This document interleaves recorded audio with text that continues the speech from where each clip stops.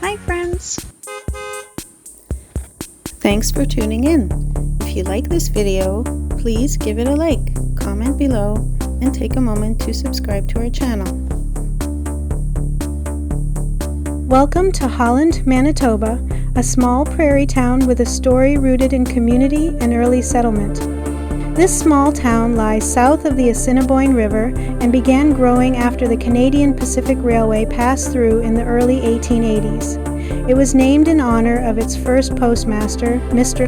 Arthur Charles Holland, who helped establish the post office. Agriculture quickly became the backbone of Holland, and farmers from surrounding areas built the town's economy and spirit. One local highlight is the windmill in the town's park, a nod to prairie life and a tourist stop for those traveling along the Redcoat Trail.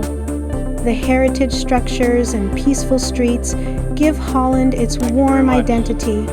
Whether you're enjoying community events or heading out to explore the nearby hills, Holland welcomes you warmly.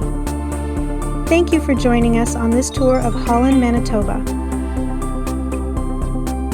You might notice a smoky haze in the sky in this video.